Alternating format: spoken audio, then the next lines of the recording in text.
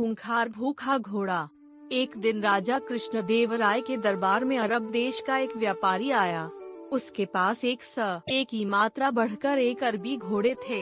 व्यापारी ने हट्ठे कट्ठे और तंदुरुस्त अरबी घोड़ों की राजा कृष्णदेवराय के सामने इतनी तारीफ की कि उन्होंने फौरन उन घोड़ों को खरीदने का मन बना लिया।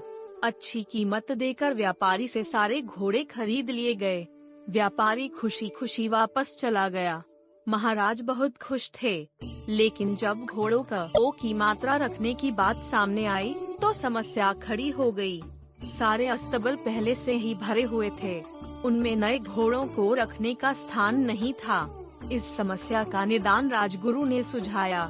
राजगुरु ने महाराज को परामर्श दिया कि जब तक इस घोड़ों को रखने के लिए नया अस्तबल तैयार न हो जाए, क्यों न एक घोड़ा हम मंत्रियों, दरबारियों और प्रजा में बांट दे। वे उन घोड़ों की देखभाल करेंगे और उसके बदले हर महीने उन्हें 1 स्वर्ण मुद्रा दी जाएगी। महाराज को राजगुरु की ये सलाह जंच गई और उन्होंने वे घोड़े अपने मंत्रियों और दरबारियों में बंटवा दिए। जो घोड़े बचे वे प्रजा में बांट दिए गए। महाराज का आदेश था, इसलिए सब लोग चुपचाप घोड़े लेकर अपने अपने घर चले गए। 1 स्वर्ण मुद्रा में उन घोड़ों के चारे का प्रबंध करना और उनकी देखभाल करना बहुत कठिन था, लेकिन वे राजसी घोड़े थे, इसलिए उनकी देखभाल में कोई कोताही नहीं बरती जा सकती थी। सब अपना पेट काटकर घोड़ों की देखभाल करने लगे। एक घोड़ा तेनालीराम को भी मिला। उसने वह घोड़ा अपने घर ले जाकर एक छोटी सी अंधेरी कुटिया में बांध दिया। उस कुटिया में छोटी सी एक खिड़की बनी हुई थी। उस खिड़की से तेनालीराम रोज शाम थोड़ी सी सूखी घास घोड़े को खिलाया करता था। घोड़ा दिन भर भूखा रहता था, इसलिए जैसे ही शाम को खिड़की से सूखी घास देखता, लपक कर उसे खा जाता। दिन बीतते गए और वह दिन भी आया जब अरबी घोड़ों का अस्तबल बनकर तैयार हो गया। जिन मंत्रियों, दरबारियों और प्रजा के पास अरबी घोड़े थे, उन्होंने चैन की सांस ली। इतने दिनों में घोड़ों की देखभाल के कारण सबके घर का बजट बिगड़ गया था, कईयों पर कर्ज चढ़ गया था। खैर, वे घोड़े लेकर राजमहल पहुँचे। इधर तेनालीराम जब राजमहल पहुँचा तो उसका घोड़ा नदारद था। महाराज के पूछने पर वह बोला, महाराज क्या बताऊं, वह घोड़ा बहुत ही ज्यादा खूंखार हो गया है, किसी पर भी हमला कर देता है। मुझ में तो इतना साहस नहीं कि उसके अस्तबल में घुस पाऊं, इसलिए मैं उसे नहीं ला पाया। महाराज कुछ कहते, इसके पहले राजगुरु बोल पड़े, महाराज तेनालीराम की बात पर विश्वास नहीं किया जा सकता। अवश्य घोड़ा सही सलामत नहीं है, इसलिए तेनालीराम बहाना कर रहा है। हमें वहां जाकर वास्तविकता का पता लगाना चाहिए। महाराज ने राजगुरु को कुछ सैनिकों के साथ तेनालीराम के घर जाकर घोड़े को लाने का आदेश दे दिया। राजगुरु सैनिक लेकर तेनालीराम के घर पहुंच गए। साथ में तेनालीराम भी था। तेनालीराम ने उसे वह कुटिया दिखाई जहां घोड़ा बंधा हुआ था।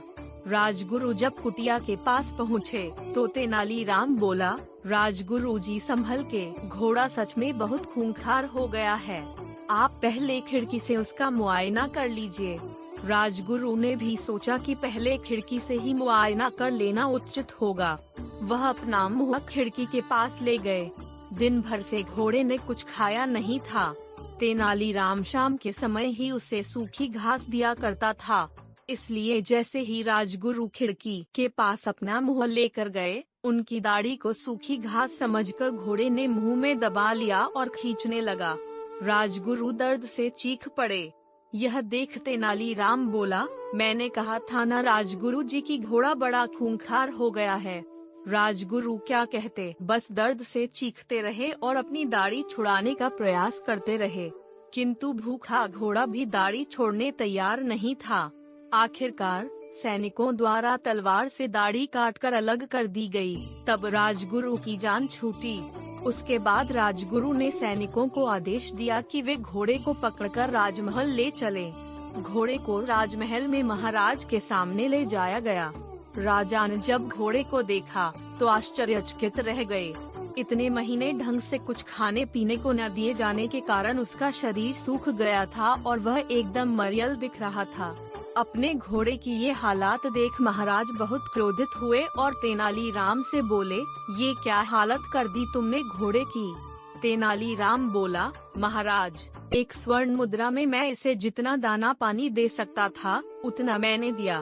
बाकी लोग आपके डर से अपना पेट काट काट कर घोड़े की देखभाल करते रहे। वह आगे कहता गया, महाराज, राज्य के राजा का धर्म प्रजा की देखभाल करना है, न कि उन पर अतिरिक्त बोझ डालना। इन घोड़ों की देखभाल करते करते और उन्हें बलवान व तंदुरुस्त बनाए रखने में आपकी प्रजा दुर्बल हो गई है।